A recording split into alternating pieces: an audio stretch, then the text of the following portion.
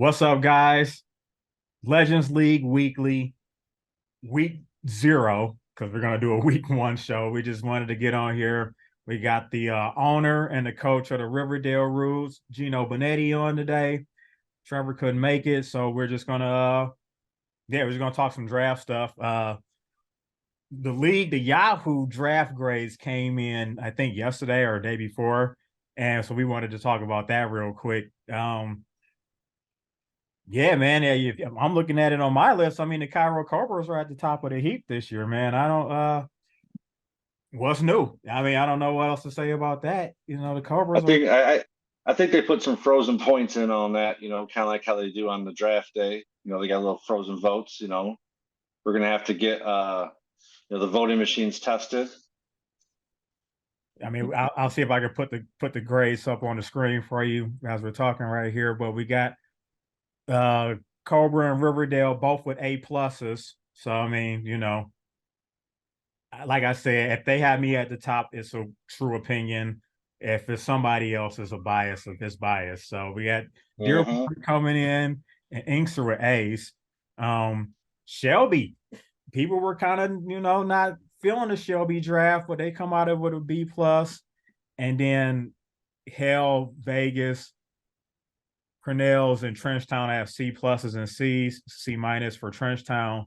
And then at the bottom is Stage Strap, Beaver Creek, Tennessee, Ridgemont, and Napalms. Rochester Napalms, the only team with an F.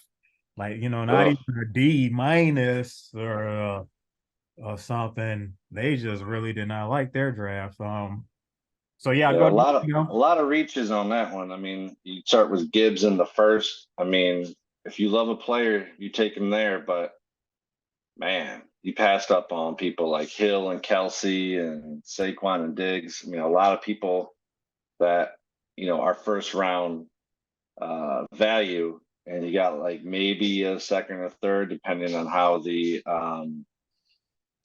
how people value it. But that was tough. It definitely shook up the draft. I mean, everyone kind of had like a Mhm. WTF. Everyone was kind of funny that Bijan went to Tennessee and Sid couldn't get him.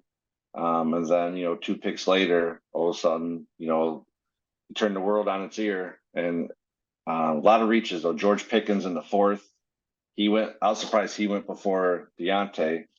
Um, it was just kind of, I think he took like Brian Robinson Jr. I Mhm. mean, little rough, but, they play the game out. You never know, crazy things can happen. I love the Zay Flowers and Jalen Warren pick. Mhm. Jalen Warren was my next pick. I was hoping he's going to fall to me. I've got him in a lot of other drafts. I took him last night in the Orsetti draft. So I mean, you can maybe turn this thing around. Never know. Yeah, I'm gonna quote Yahoo here from their review. In a draft that can only be described as a fiery disaster, the Ugh. Rochester Napalms managed to secure the coveted F grade, proving that they truly know how to make a statement. So, I mean, that kind of sums it up right there. Got a special phone call coming in right here. Yeah, so Rochester is not looking good for Rochester. I didn't like their grade all that much either, just from off the draft. And then to see the grade, I'm like, I didn't think it was that bad. I didn't think they would be the only team to get an F, but Yeah, I mean, you look at like preset things and ADPs. It's kind of hard, you know. I mean, I think everyone, opinion wise, like we have teams that like we think did well, or maybe teams we don't think did well. So everything's set. So I mean, like I plugged my team into a outside draft, and it gave me like a C. So I mean, uh, you know, it is sounds what it about is, but it right. has, yeah, yeah, C for championship maybe. Yeah. Um, but they have to play it out. I mean, there's a lot of in-season management. You can always make trades with the whoever's at the eighth spot. I'll make sure that I was we sure. take care of you. Yeah, right. Uh, I so was sure. you never know. I mean, I actually look at other teams, like some other teams I won't name. I'm like, man, if they try to make this trade or try getting some players, I really like their team. Better than maybe where they're at now. Um, but like I love the draft. I mean, I love seeing it live. I like seeing how the board plays out. I know I was actually surprised how like, a couple teams, if we can talk about, I think they're on the top four list is Inkster. Mhm. And I think it's pretty crazy if you look at the draft board. I'm looking at it now. The live from the Cobra Dome draft board, Right. hosted in their conference room. Sponsored by Facebook, great company. Um, they you know they took Chase at number two, and then it comes back around, and they should have took T. Higgins was the better pick than Judy, but then now you're stuck with Cincy's wide receivers. Mhm. And they took Judy at number two, and now he's hurt. So it's like, do you put all your faith into a receiving core, kind of like how Houston did, because they took AJ Brown and Devontae Smith, or do you run the gambit on Judy, who is a former Riverdale Rude? We loved him last year. But I think Higgins would have been a better pick on that. Other than that, Jacobs in the third, Dobbins in the fourth, Khalil Herbert in the fifth, all three starters. I mean, he can definitely have a pretty ridiculous year if Anthony Richardson or Watson is like a top 6 or 7 quarterback. I agree. They got them projected to go 10. They got Inkster projected to go 9-5 all the projections. So Where's Riverdale at? Can you remind me? yeah, I'll throw them on the screen too for people. We Mm-hmm. got Riverdale at projected to go 13-1, which means Ugh, they're not winning pressure's on the them. title because that's not happening. The Cobras 11-3, Dearborn at 10-4. That's because they're probably going to lose to the Cobras twice. They play us twice, so Mm-hmm. that's for those four losses. Then you got Inkster at 9-5, Shelby at 8-6, and then now we're expanding to 7 teams now. Vegas and Houston would get in on 7-7. So where in years past you couldn't go 500, you had to be 7-6 to get in the playoffs. But now Mm-hmm. 500, you can eke in there. I think that's cool. And then we got Hale, Trenchtown, and ASAP 6-8 just on the outside of that, and then 11 through 14, Beaver Creek, Tennessee, and Ridgemont all projected to go 4-10, and then Rochester projected to go 3-11 at the bottom. So, but if you finish at the bottom, you might be able to still pull off a number one pick. So there's something to play for. Well, even if you look at it, I mean, that's just a 4-win difference between where they're projected at versus where the playoff cutoffs at. So, I mean, that's 4 games that can go down to kickers. It can go down to a defense spiking or someone just having a monster, Joe Mixon 50-point game can, definitely turn the season around. So it can easily go, 5 wins for my projection is at 8 wins. So I mean that's on the cusp of not even making it. So that's what I said. You got to kind of pay attention, set your lineups, and just try to win each week. That's obviously it's a season long. It's a season long process, but no one's going to win 5 games in a row in just one week. You got to do it each week. So. Yeah, it seems like 7 is going to be the magic number this year. I think 7 wins is pretty much going to be what gets you in. Maybe if there are some ties, some points, but you're going to need 7 wins. I don't think 6 wins is going to get you into the playoffs. So 7 seems to be the magic number here. Forget what Gino was saying. When you play me, don't play your lineup. Go to sleep. Forget about it. I don't want my wins that way. I will take my W's however I get the W's. If you forget to play somebody and something happen, hey, that's part of the game. It's not just who you play and play people. You gotta be on it a bit here. So I mean, technically, that's kind of how I got a championship. 2 years ago too. Is I believe Ridgemont kind of did a little foo on their lineup, and that cost them a bit. I don't know if it would have. I think it would have came down to like a point or two, but I mean, it happens. It sucks when it does. I've been on one of those where I thought I played someone and then their last minute scratch, and it is what it is. That's why you got to watch those week one lineup shows here on the Legends channel. yeah, week 1 we got who to play, who not to play. Not really. I don't like to give out any hints. I like to talk some little stuff about people's games. I like to. It's fun to kind of pick the teams and who's going to win. Yeah, I give my little analysis. It's fun to do. Obviously, we don't pick our own games because I mean, am I really going to pick myself? So none of us are going to pick ourselves to lose. yeah. We Oh don't, yeah. pick our own games. But like I said, the Cobras are going to be up there. I don't know what else to really say to you guys about these projections other than Cobras, man. I mean, hey, I'm let you guys know we're ready to go, locked and loaded. I really Yeah, don't like playing Dearborn twice.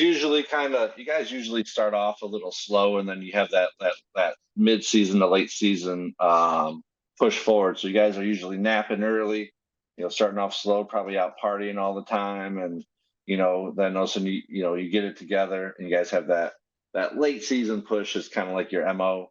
I'd like to really talk about something really funny. It's a really comical thing ever since they've been in the league.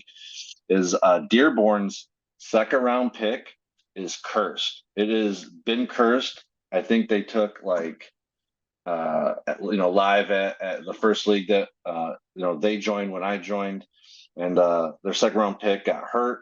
I think it was like Le'Veon Bell, and then every year it's like a running gag that their second round pick doesn't pan out. And everyone was hoping, including me, that Cooper Cup was going to fall to them because he kept dropping. Mhm. And everyone was like, "Oh man, oh man!" And all of a sudden, it comes out today or this week. Cooper Cup's hurt still, so the saga continues in a galaxy very far away. It's the same old, same old. It's the same old Hawks. Right. I mean, I don't know we're gonna get too much in a week one, but they're playing me, so I'm cool. I'm cool with hearing the news. Yeah, From a fantasy standpoint, it kind of sucks that he's not playing, but from a fantasy standpoint, hey, like I said, I'll take the W if I can get it because he didn't play. Um, they still yeah. It got a kind of good goes team. into they have Cooper Cup and their keepers Olave. So I mean, it's kind of like a treasure of riches when it comes to like replacing them. But I Yeah. mean, you're looking at Cortland Sutton might be a good replacement. That week one with no Jerry Judy possibly, but we'll see.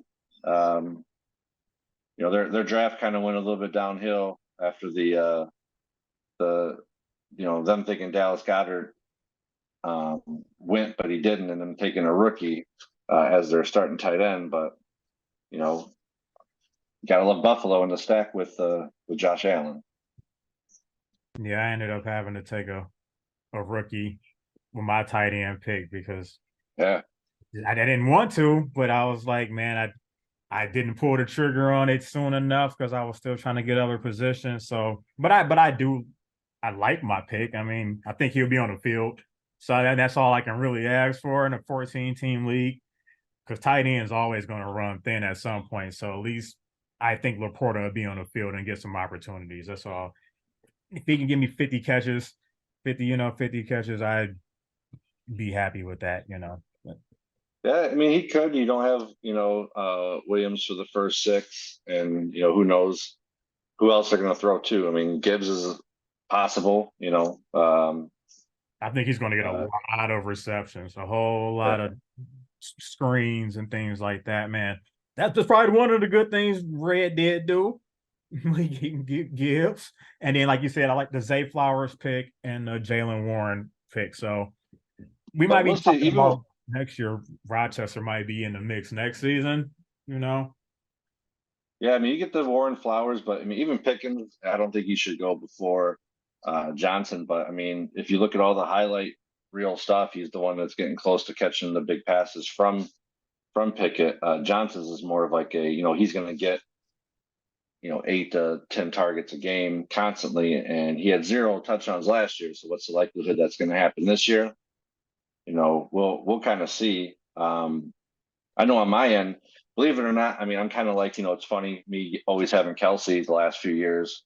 Um, Right. I, I, I didn't want him. I mean, I did because of the Mahomes stack, but when I was doing some prep work and mock drafts, I hated my team every time I took them because what happens is you're going to sacrifice a position. So, I mean, I have Mahomes and I have Kelsey, 2 out of the first 4 picks.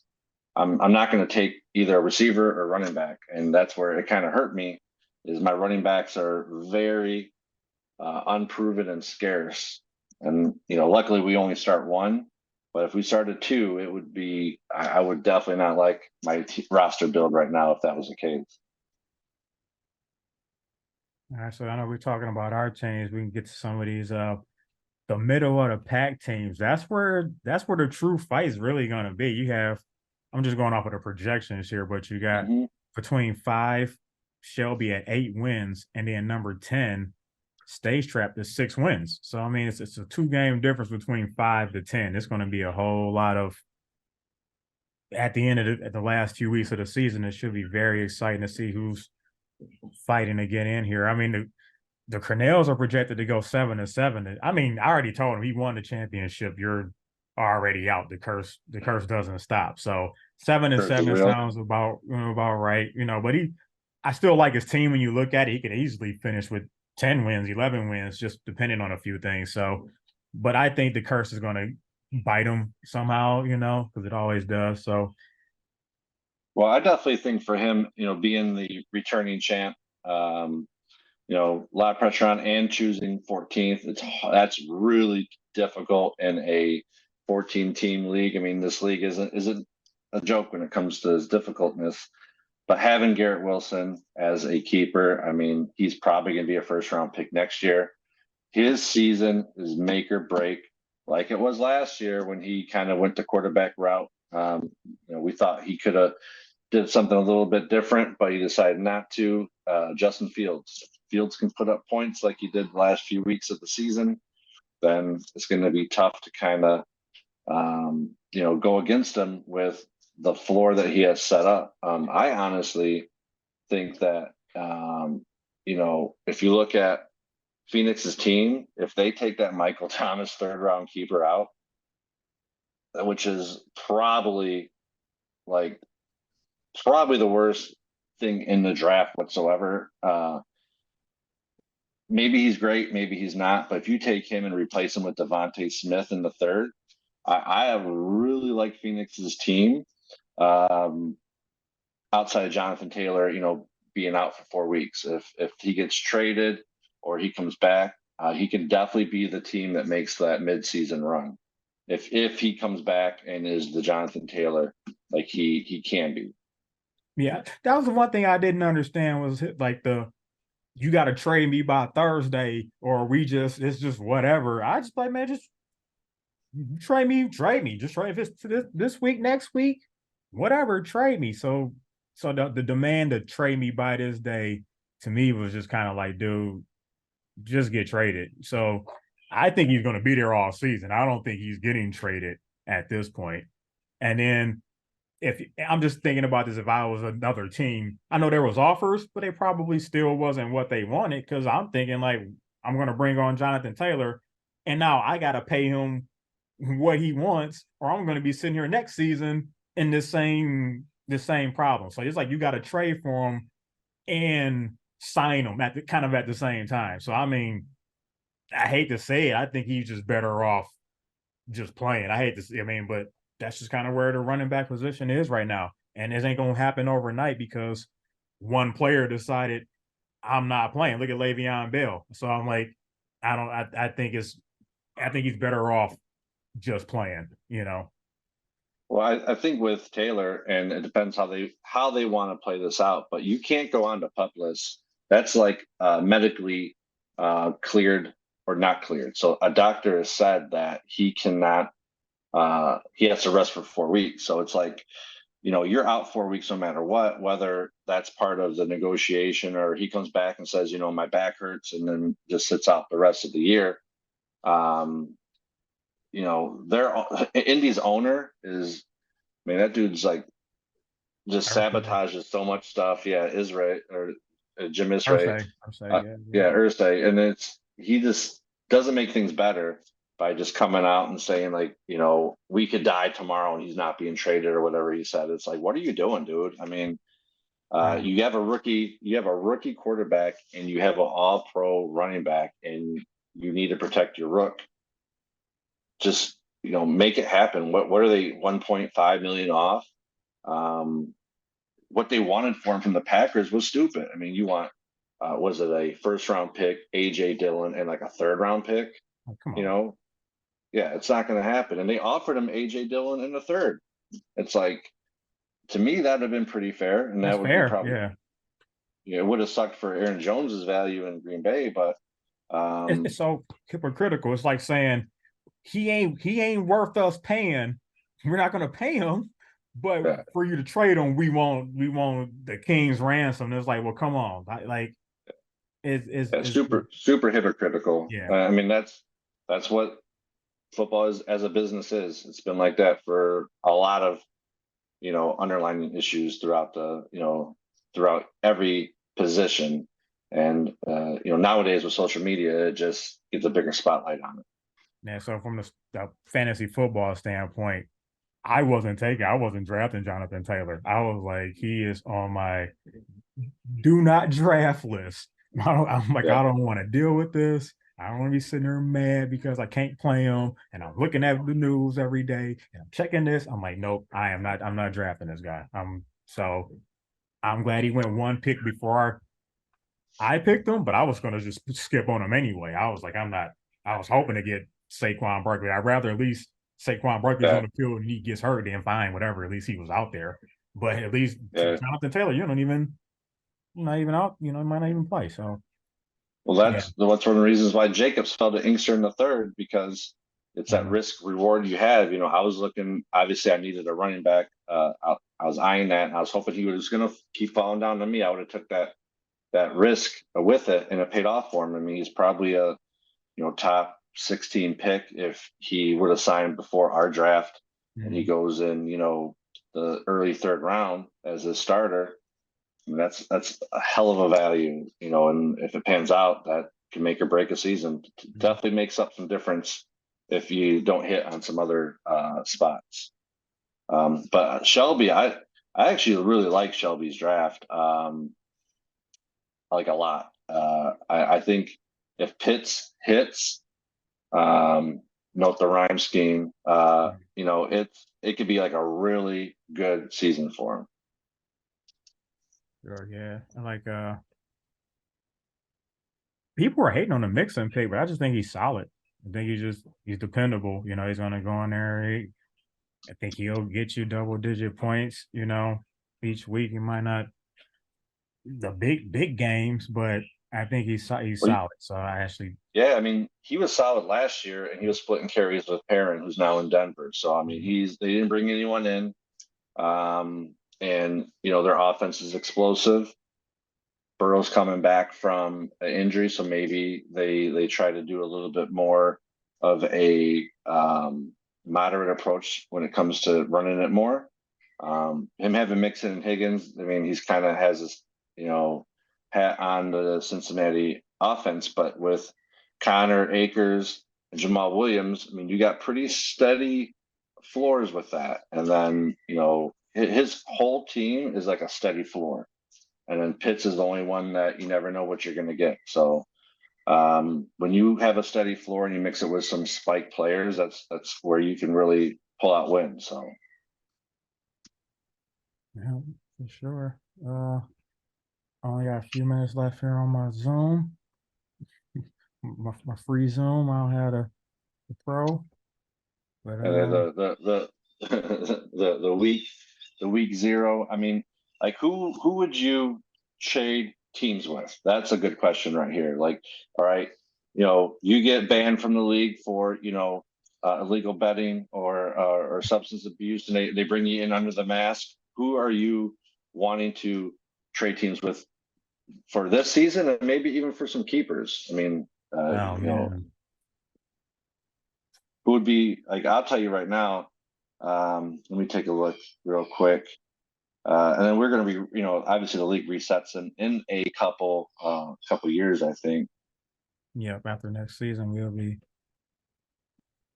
Like I'll say this, like, because I think they can make some in-season moves. Like I like Tennessee.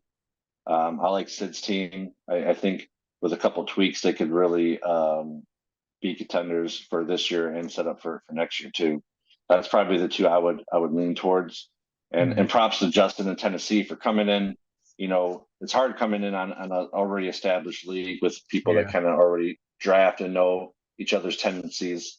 And that first year is usually kind of tough because you're still kind of figure it out with the keepers. I never did a keeper league before I got invited, so it takes a little bit to kind of figure out the way things kind of rock and roll and what works and what doesn't for uh, me as an owner. Yeah. I like Tennessee, and then probably Sid would be the two teams Yeah, I think they got a I would solid look team at. with having Hurts. I mean, you got Hurts because Hurts could end up being the highest scoring player in fantasy football.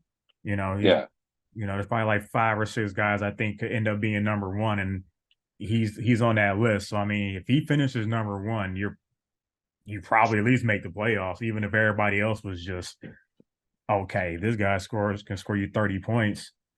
So I mean, I and mean then Robinson. I mean, Dotson it's like you too. said. I'm kind of surprised they had him projected to finish down there. Yeah. Yeah, if I would have probably switched the Debo pick and maybe like DK or Higgins, Mhm. Isaiah, Pacheco. I was eyeing him just to kind of pair up someone. I wanted someone from Kansas City that wasn't Kelsey, in case Kelsey goes down. To gain those targets.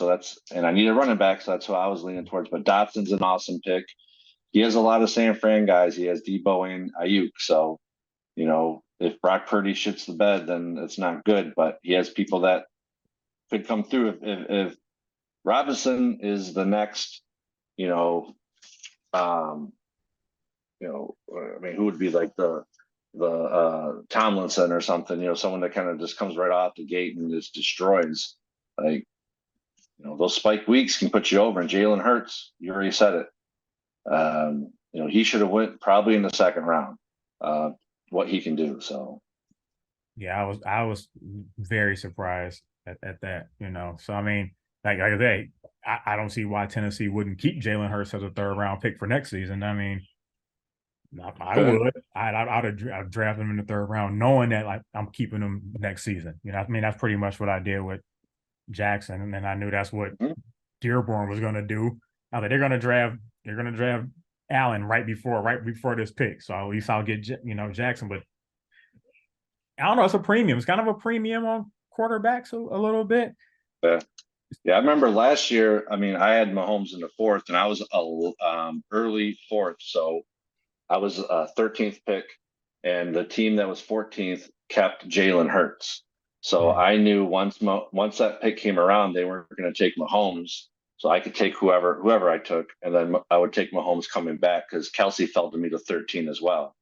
So that's where the whole Mahomes in the fourth round Yeah, came whoever because whoever didn't take a quarterback in the third round last year, like that passed on Mahomes, man, you uh, guys it was way that dip. missed out. People didn't know how he'd be without Tyreek, Without Tyreek and Hill's that, yep, that that and that uncertainty. and that was the dip. So I mean, I kind of benefited, from that, and depends on everyone did it. Everyone that kept like the top 4 or 5 quarterbacks, benefit from it because it is a premium.